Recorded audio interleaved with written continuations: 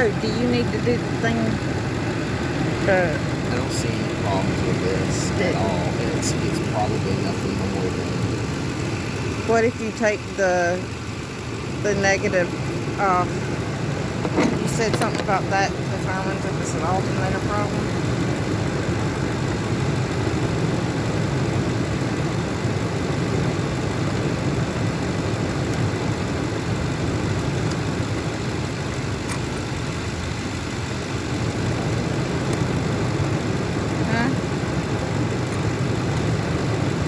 Taking the negative terminal off so we can see what's going to happen here.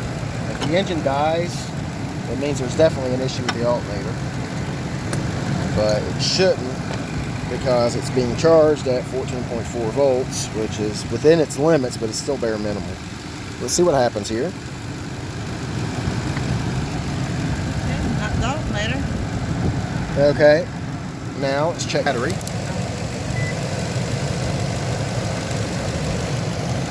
Kind of shiny. Kind of shiny. Our battery is currently holding at 12.7 volts, 12.69, 12.68. We have a slow drop. So our battery is not fully charged yet. Either that or I do have a faulty battery. Now if I check between the alternator, currently, what it's running at, we're at 14.2, 14.3 volts.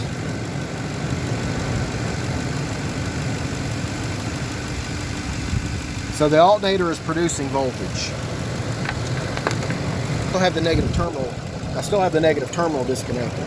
So it will not, it's not running up right now. It's just running off of the alternator. Now by doing this, it's charging the battery slowly, but we've already determined that there's some kind of a leak somewhere in this battery system because it's dropping voltage. The battery itself is. It's dropping voltage, but with the alternator disengaged from it, all the engine controls and everything throughout the vehicle is running off of the alternator. The battery is disconnected and it's still dropping voltage, which is indicating that the battery has failed. Easy way to eliminate any parasitic draw from something, because you can't pull any parasitic draw when it's not connected.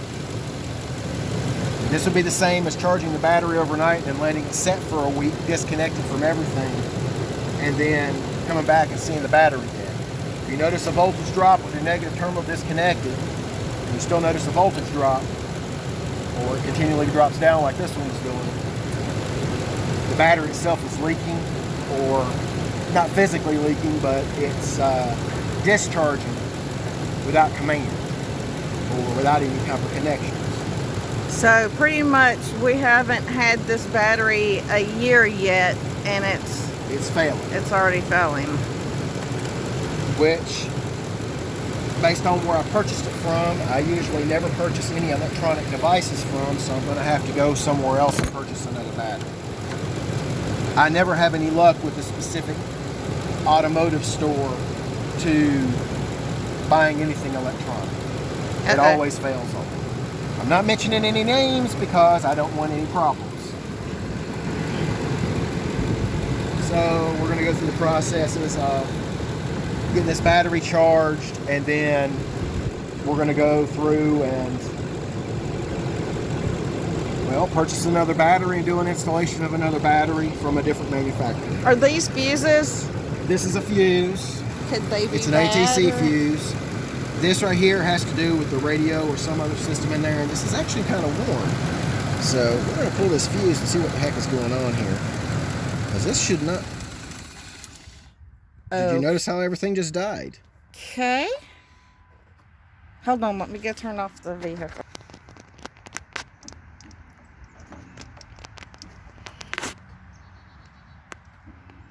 What is that noise? This fuse is the fuel pump fuse. Oh. So in order for the fuel pump to run, it has to have this. Somebody has bypassed this system. So if I turn the key off... He's trying to outrun me. I you can hear the fuel pump running, trying to produce fuel. If I turn the key to off, No noise. no noise. Turn the key to on, try to start the engine. Okay, it started back up. It runs because now it has fuel.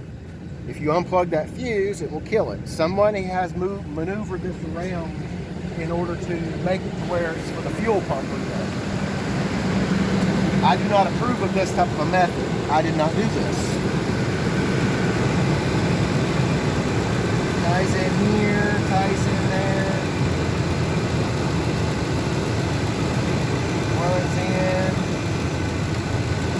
Runs into the vehicle down inside of there.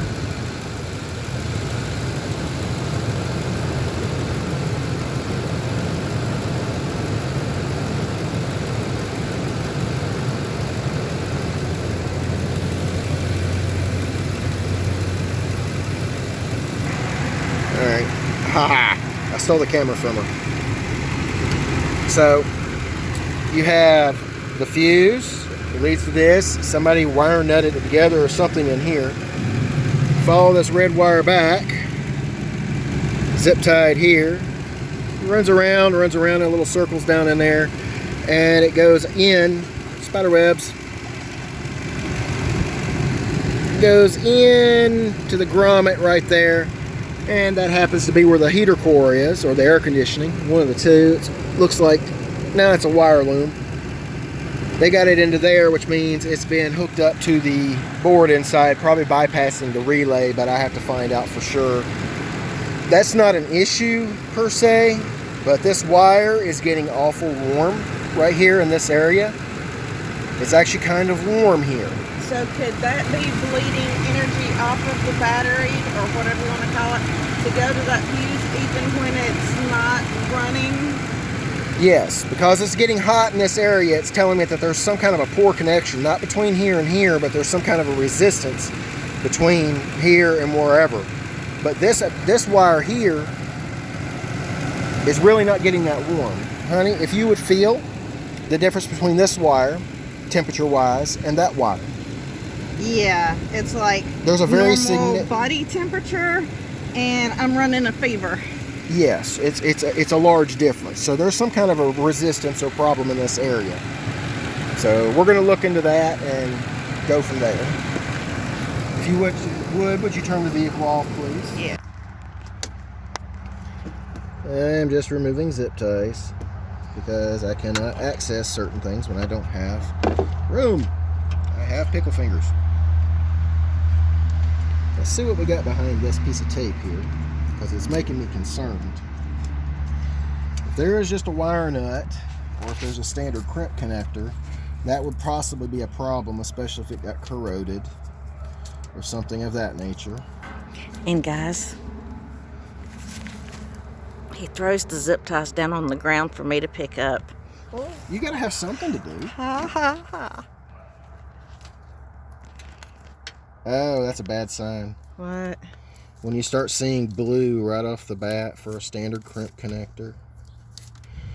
12 volt DC, yes, you can use a crimp connector or something temporary and everything, but please use either heat shrink or solder, something. Make a good solid connection if you're planning on making something permanent.